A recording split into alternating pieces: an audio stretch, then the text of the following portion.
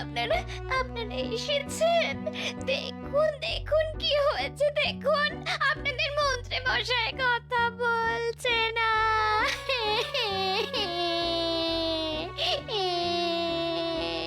কি মন্ত্রী মশাই, কিছু তো বলুন। দেখলেন তো মহারাজ, আপনি দেখুন এবার আমি কি করব। কি এই তো দেখছি মন্ত্রী মশাই বোয়াল মাছের মতন শুধু মাঝে মাঝে মুখ খুলছেন আর বন্ধ করছেন। এই ফাজলামি বন্ধ করো গোপাল, এই সমস্যার সময় তুমি মস্করা করছো। আচ্ছা বোমা, রাজবৈদ্যকে তো দেখছি না, তা উনি কোথায়? রাজপুত্র মশাই একটু দুপুরের খাবার খেতে নিজের বাড়িতে গেছেন। অনেক চেষ্টা করেছেন, অনেক চেষ্টা করেছেন, কি যে হবে কে জানে। বলছিলেন সেরে উঠতে মাসখানেক তো সময় লাগবে। হ্যাঁ হ্যাঁ, তা তো বটেই। ঠিক আছে ঠিক আছে, তুমি কোনো চিন্তা করো না বৌমা, আমি তোমায় আশ্বাস দিচ্ছি যে যতদিন না মন্ত্রী পুরোপুরি ঠিক হচ্ছে ততদিন রাজবৈদ্যই রাজসভায় না এসে এইখানে মন্ত্রীর চিকিৎসারত থাকবেন। ধন্যবাদ মহারাজ। ও মন্ত্রীমশাই, মন্ত্রীমশাই, আপনার কি হলো মন্ত্রীমশাই? এভাবে আপনারা কাঁদবেন না, তাতে উনি আরো ভেঙে পড়বেন। হ্যাঁ হ্যাঁ, ঠিক বলেছো বৌমা, আমাদের ভালো কথা ভাবতে হবে। এটা অবস্থা দেখছি, তাতে তো যদি সেরেও ওঠে তাতেও তো কয়েক মাস, কিন্তু এই এতগুলো দিন আমি কাকে মন্ত্রী করব? মহারাজ, মন্ত্রী মশাইয়ের যদি আপত্তি না থাকে তাহলে একবার জিজ্ঞেস করো না গোপালকে মন্ত্রী করবেন কিনা। হ্যাঁ, উনি উনি বোঝাতে চাইছেন না না, একদম না। এই দেখো তো, মন্ত্রী বোধ হয় ইশারায় কিছু একটা বোঝাতে চাইছে। এই, কি চাইছে কি মন্ত্রী? উনি একটা কাগজ আর কলম দোয়াতে আনতে বলছেন, আমি নিয়ে আসছি। এই তো, এই যে, হ্যাঁ লিখুন লিখুন। কি লিখেছে দেখি। মহারাজ, ওই পেট মোটা গোপালকে ভুল করেও মন্ত্রী হতে দেবেন না, তাহলে রাজ্যের অনিষ্ট হয়ে যাবে। যদি এই কদিনের জন্য কাউকে মন্ত্রী করতেই হয় তাহলে কৃষ্ণনগরের বিচক্ষণ বুদ্ধিমান ব্যক্তি ভগবানকে মন্ত্রী করুন, যে যথেষ্ট বেশি মাথায় বুদ্ধি রাখে। না না, গোপালের থেকে আর বেশি বুদ্ধিমান কে হতে পারে? দেখুন, আমার বিন্দুমাত্র লোভ নেই ওই মন্ত্রিত্ব পদের জন্য, তবে মহারাজের কাছে আমার একটাই অনুরোধ, এমন লোককে আপনি মন্ত্রী হিসেবে আনুন যাতে তার দেওয়া মন্ত্রণা যেন যন্ত্রণা না হয়ে যায়। ঠিক আছে, মন্ত্রী যখন নিজেই বলেছে ভগবানকে এই আপৎকালীন মন্ত্রী করার জন্য, তখন তাকেই করা হবে। কি বলো সভাসদগণ? ঠিক আছে সেনাপতি, তোমার উপরই তাহলে দায়িত্ব থাকলো। তুমি ভগবানকে আজকে বিকেলে আমার সাথে দেখা করতে বলো, আমি ওকে সব বুঝিয়ে দেব। আচ্ছা মহারাজ। বৌমা, তুমি তাহলে মন্ত্রীর খেয়াল রাখো, আর সঙ্গে তো বৈদ্য রইলই। দেখো মন্ত্রী নিশ্চয়ই তাড়াতাড়ি সেরে উঠবেন। তাহলে আমরা এখন আসি।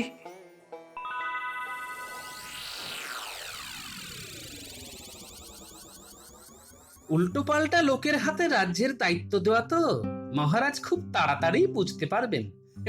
আরে বাবা, আমি না হই একটা ভালো লোককে তো মন্ত্রী করাই যেত। কি হয়েছে বলো তো? তুমি তখন থেকে এদিক ওদিক করছো। চিন্তায় গিন্নি, চিন্তায় রাজ্যের কত বড় সর্বনাশ যে হতে চলেছে কে জানে। কে না কে ভগবান, হবে কিনা মন্ত্রী। এতে তোমার তো রাগারাগির কি আছে? রাগ হওয়াটাই তো খুব স্বাভাবিক গিন্নি, কারণ বিপদে পড়লে মহারাজ ঠিক সেই আমার ধুতির কাছা ধরেই টানবে। ঠিক আছে, সে যখন যা হবে দেখা যাবে। এখন তুমি চুপচাপ খেতে বসো তো দেখি, আমি খাবার বাড়ছি। বসো।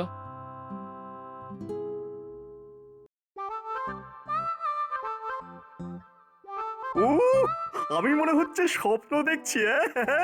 এই ভগবান হবে কিনা মন্ত্রী। এবার এবার শুধু দু হাতে কামাবো। ও মন্ত্রী মশাই, মন্ত্রী মশাই, আপনাকে শত কোটি প্রণাম। ও ভাবা যায় না, ভাবা যায় না।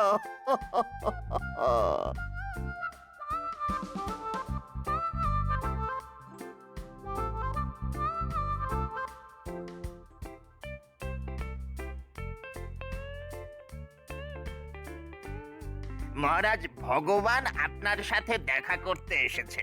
ওহ, চলে এসেছে? তাহলে পাঠিয়ে দাও। আপনি আমাকে ডেকেছিলেন মহারাজ?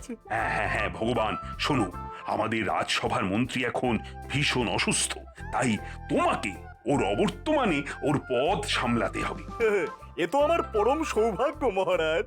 কাল তাহলে সকাল সকাল রাজসভায় চলে এসো, সেখানেই আমি তোমার নতুন মন্ত্রী হওয়ার কথা সকল সভাসদদের সামনে ঘোষণা করব। দেখো, আবার যেন দেরি করো না। যথাজ্ঞা মহারাজ। তাহলে আমার প্রিয় সভাসদেরা, কি এবার তোমরা তোমাদের নতুন মন্ত্রীকে পেয়ে খুশি তো? খুশি মহারাজ, খুব খুশি। হ্যাঁ মহারাজ, বেশ খুশি। মহারাজ, আপনি আমাদের রাজ্যের প্রধান, আপনার সকল সিদ্ধান্তেই আমি খুশি। মহারাজ, আমার মনে হয় আপনার একটু ভেবে দেখা দরকার ছিল। আপৎকালীন মন্ত্রী হিসাবে গোপালই কিন্তু সামলে দিতে পারতো, কারণ আমরা দেখেছি গোপাল একাই 100। আর আমি 101। মহারাজ, আমি এই কাগজে একটা খসড়া তৈরি করে রেখেছি যে এই রাজ্যে গ্রামের মানুষের সমস্যা কি কি, কাদের বাড়িতে ইঁদারা দরকার, কোথায় সেচের জন্য পুকুর খুঁড়তে হবে, কোন মাঝির নৌকা সারানোর টাকা নেই, এই সব। সাবাস সাবাস ভগবান, সাবাস! এই তো চাই, এই তো আমার মন্ত্রীর মতন কথা।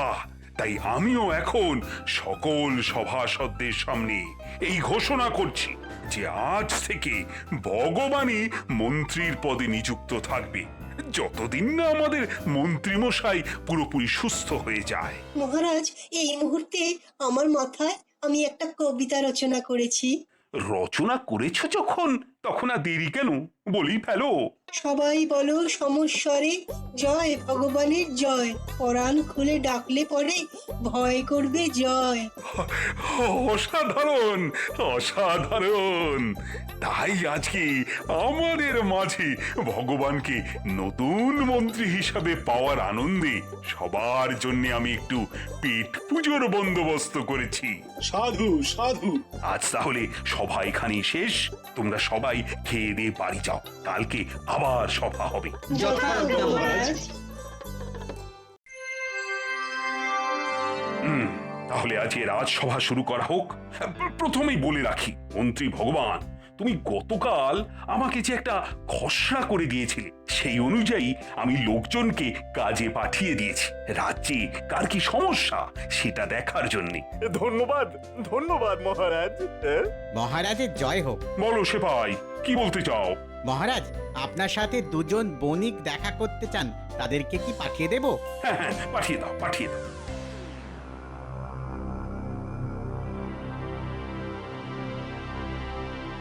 মহারাজ, আমার নাম মধু, আর এই যে দেখছেন, এ হচ্ছে আমার প্রাক্তন বন্ধু, বর্তমান শত্রু যদু। আমি যদুর কাছে এক কলসি স্বর্ণ মুদ্রা রেখে তীর্থ ভ্রমণে গিয়েছিলাম। ভ্রমণ শেষে কলসি ফেরত চাইতে আমাকে আমার কলসি ফেরত দেয়, কিন্তু তার মধ্যে স্বর্ণ মুদ্রা ছিল না মহারাজ। প্রতারণা, ঘোর প্রতারণা। গোপাল, আগে পুরো ঘটনাটা শুনতে দাও, তারপরে না হয় কথা বলো। মহারাজ, আমি মানছি আমার বন্ধুবর আমাকে তীর্থে যাওয়ার আগে একটা কলসি রাখতে দিয়েছিল, কিন্তু বিশ্বাস করুন তাতে কোনো স্বর্ণ মুদ্রা ছিল না মহারাজ। না মহারাজ, স্বর্ণ মুদ্রাই ছিল। শুনুন মহারাজ, সেদিনকে আমার বন্ধু আমার কাছে এসে এক কলসি জলপাই রেখে গিয়েছিল আর বলেছিল যে যত্নে জলপাইগুলি রাখতে। আমি যত্নেই রেখেছি। তারপর সে তীর্থ ভ্রমণে চলে গেল।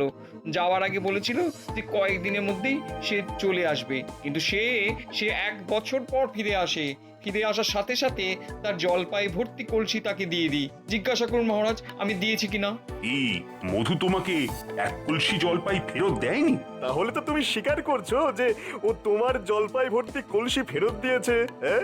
তবে তুমি কেন বলছো যে এক কলসি স্বর্ণ মুদ্রা ছিল? মহারাজ অনেক দিন ধরে যদু আমার সাথে একত্রে ব্যবসা করার কথা বলছিল। আমি তাই একটা পরীক্ষা করছিলাম যে বন্ধুর প্রতি বিশ্বাস করতে পারবো কিনা, কারণ ব্যবসার মূল কথাই হলো বিশ্বাস। তাই আমি কলসির ভেতরে স্বর্ণ মুদ্রা রেখে ওপরে কিছু জলপাই রেখে দিই, আর ওকেও বলে যাই যে জলপাই রেখে গেলাম। তারপর আমি তীর্থে তীর্থে ঘুরতে থাকি। বছর ঘুরে যায় ঘরে আসতে, এসেই আমি যদুর কাছে আমার কলসি ভর্তি স্বর্ণ মুদ্রা চাই। মিথ্যে কথা, ও এসে বলে আমার জলপাইগুলি ফেরত দাও। বলো, তাই বলেছো কিনা বলো। যেহেতু আমি ওকে স্বর্ণ মুদ্রার কথা বলিনি, তাই বলেছি জলপাই ভর্তি কলসি ফেরত দিতে। কি মুশকিল হলো বলো তো, জলপাই স্বর্ণ মুদ্রা, আমার আমার মাথাটা তেমন ঘুরছে। কে কাকে ফাঁসাচ্ছে, কে সত্যি বলছে কি মিথ্যে বলছে, কিছুই তো বোঝা যাচ্ছে না। মহারাজ আমার মনে হয় আপনার এখন বিশ্রামের প্রয়োজন। হ্যাঁ, আচ্ছা আচ্ছা, তোমরা দুজনে কালকে এসো, হ্যাঁ? কাল এর বিচার হবে। হ্যাঁ। না, আমাকে যে করেই হোক এই সমস্যার সমাধান করতেই হবে। কদিন ধরে বেশ অপমানিত হয়েছি।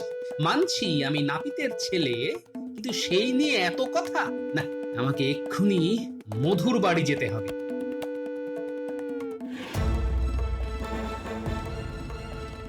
এ কি গোপাল দাদা, তুমি আমার বাড়িতে?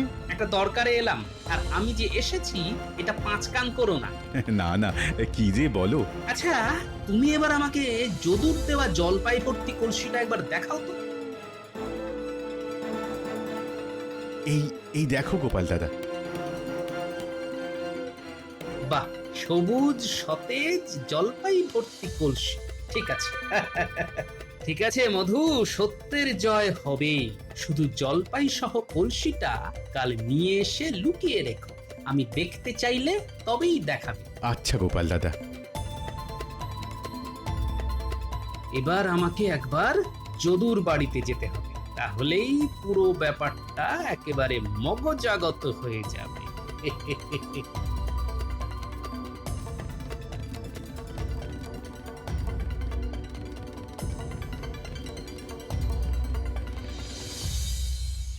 কই গো, যদু আছো নাকি?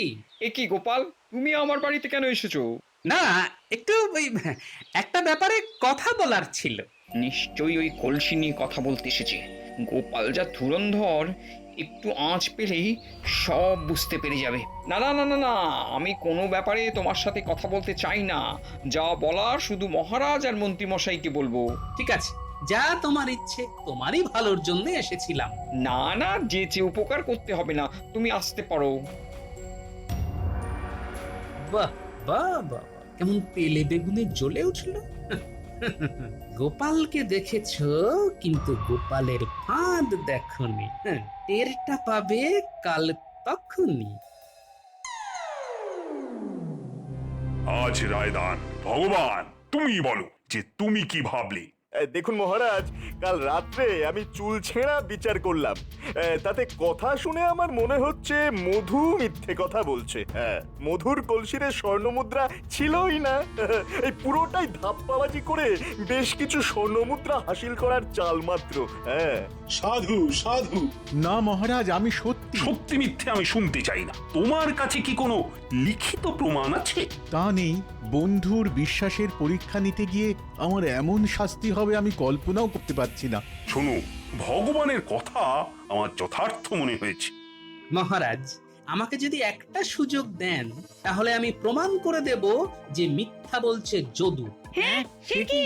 খাতা কলম ছাড়া তুমি কিভাবে প্রমাণ করবে গোপাল? তাহলে শুধু দেখে যান। ভাই মধু, তুমি সেই জলপাই ভর্তি কলসিটা কি এনেছো? হ্যাঁ গোপাল দাদা, এনেছি।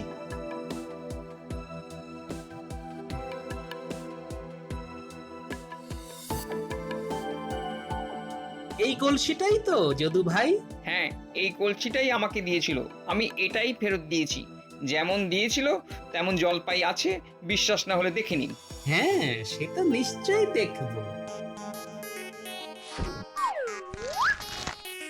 যদু এই সতেজ তাজা জলপাইগুলোই তোমার কাছে রাখতে দিয়েছিল, তাই তো? হ্যাঁ, এইগুলোই। দেখুন মহারাজ, এখানেই প্রমাণ হয়ে যায় কে মিথ্যে কথা বলছে। মহারাজ, জলপাই কি 1 বছর ধরে এইরকম সবুজ আর সতেজ থাকে, না কালের নিয়মে তাতে পচন ধরে? হ্যাঁ, পচন ধরে? তাহলে মধু যদি 1 বছর আগে টাটকা জলপাই দিয়ে থাকে, তাহলে 1 বছর পরে সেই জলপাই টাটকা থাকলো কি করে? সাবাস গোপাল, সাবাস। হ্যাঁ, তাহলে তাহলে দোষী কে? খুব স্বাভাবিক, যদুই দোষী। ওর কাছে মধু নিশ্চিতভাবে স্বর্ণমুদ্রা রেখেছিল, কিন্তু লোভী যদু সেই কলসি খুলে দেখে ওতে স্বর্ণমুদ্রা আছে। তারপর সব স্বর্ণমুদ্রা নিজে সরিয়ে নেয়, আর মধু আসলে ওকে টাটকা 1 কলসি জলপাই ফেরত দেয়। কারণ ভেবেছিল কোনো প্রমাণ নেই, কিন্তু কথার আর বুদ্ধির পেঁচে যে যদু এভাবে ফেসে যাবে সেটা কল্পনাও করতে পারেনি। তাই ওকে কারাগারে নিক্ষেপ করুন মহারাজ। হ্যাঁ, ভুল হয়ে গেছে মহারাজ। আমি লোভের বশে আমি আর প্রতারণা করব না। আমি সব ফেরত দিয়ে দেবো, সব ফেরত দিয়ে দেবো মহারাজ। আমাকে ক্ষমা করে দিন, আমাকে ক্ষমা করে দিন মহারাজ। আমি সব ফেরত দিয়ে দেবো। ফেরত তো তোমাকে দিতেই হবে, কিন্তু অপরাধ করার শাস্তিও পেতে হবে। সত্যি গোপাল, তুমি আবার প্রমাণ করে দিলে তোমার বুদ্ধির কাছে সবাই ছাপোষা। মহারাজ, আমি মূর্খ, আমি ভাঁড়, আমি জনগণকে হাসাই, কিন্তু আমার যোগ্যতা নিয়ে বিগত কয়েকদিন ধরে অনেক প্রশ্ন উঠেছিল। তাই সেটা প্রমাণ করার দরকার ছিল, আর আমি সেটা প্রমাণ করেছি। তাই আমি আর যাই। যদি সম্মান দিতে পারেন তবে আবার ফিরে আসবো। আর চলি। আরে আরে, যাচ্ছ কোথায়? তোমার মতো রত্ন থাকতে আমার যে কোনো চিন্তাই নেই গোপাল। ও গোপাল, আমি যদি তোমাকে কোনো কটু কথা বলে থাকি, তার জন্য আমি সত্যিই দুঃখিত। তাই এই নাও গোপাল, তোমার উপহার। তবে এই যে আমার মন্ত্রী ভগবান, এই মন্ত্রী হওয়ার সুবাদে তুমিও এখন গোপালকে দেখে দেখে নিজের বুদ্ধিটাকেও একটু ঝালিয়ে নাও। কি বুঝলে? আগে হ্যাঁ মহারাজ, উফ, আমি ভাবলাম মন্ত্রী হয়ে এসে এখান থেকে বেশ কিছু টাকা পয়সা কামাবো, কিন্তু গোপালের জ্বালায় দেখছি তার হবে না। ঠিক আছে ঠিক আছে গোপাল, এই দানটা না হয় তুমি জিতলে, কিন্তু পরেরটা যে আমি জিতবো। হ্যাঁ, তাই সবাই বলো, জয় গোপালের জয়, জয় গোপালের।